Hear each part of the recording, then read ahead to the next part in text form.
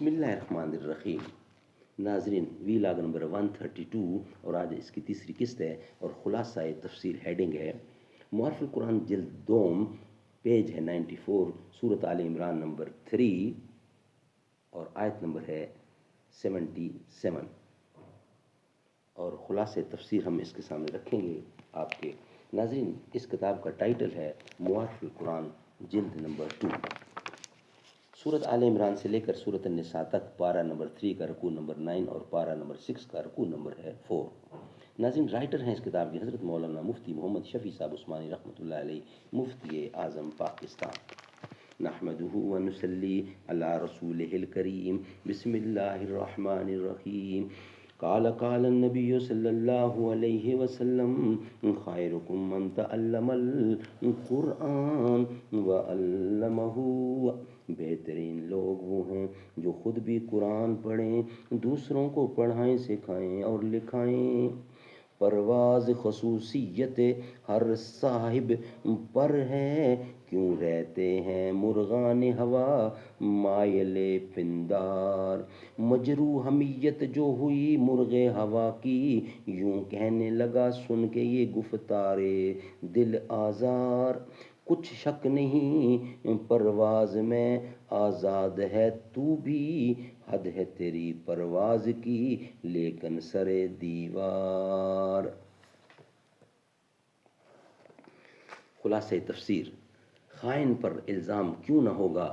ضرور ہوگا، کیونکہ اس کے متعلق ہمارے یہ دو قانون ہیں۔ ایک یہ کہ جو شخص اپنے عہد کو، خواہ وہ عہد اللہ تعالیٰ سے ہوا ہو یا بشرط جواز کسی مخلوق سے، پورا کرے اور اللہ تعالیٰ سے ڈرے تو بے شک اللہ تعالیٰ محبوب رکھتے ہیں ایسے متقیوں کو۔ اور دوسرا قانون یہ ہے کہ یقیناً جو لوگ معاوضہ یعنی نفع دنوی لے لیتے ہیں بمقابلہ اس عہد کے جو انہوں نے اللہ تعالیٰ سے کیا، مثلاً انبیاء علیہ السلام پر ایمان لانا اور بمقابلہ اپنی قسمتوں کے، مثلاً حقوق العباد و معاملات کے باب میں قسم کھا لینا، ان لوگوں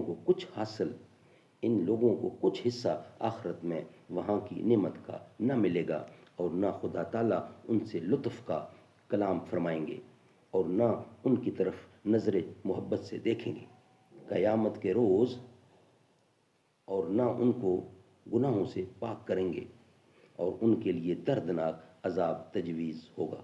ناظرین، یہ ویلاگ ہمارا یہاں ہی کمپلیٹ ہوتا ہے اور نیکسٹ ویلاگ اسی کا جو ہے وہ ہم معارف و مسائل رکھیں گے، جس کا ہیڈنگ ہوگا عہد کی تعریف اور اس کے خلاف کرنے والے پر چند وعیدیں۔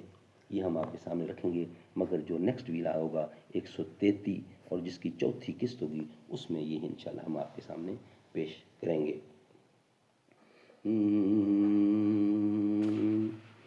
ہم پر رسول پاک نے احسان کر دیا، اپنا بنا کے خلد کا مہمان کر دیا۔ شان رسول جس نے بھی پوچھی ہے دوستو، ہم نے تو اس کے سامنے قرآن کر دیا۔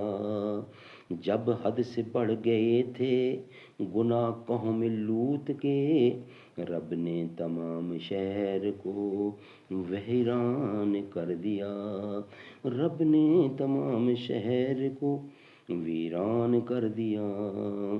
سرکار مجھ کو اپنی پناہوں میں لے لیجئے، سرکار مجھ کو اپنی پناہوں میں لے لیجئے۔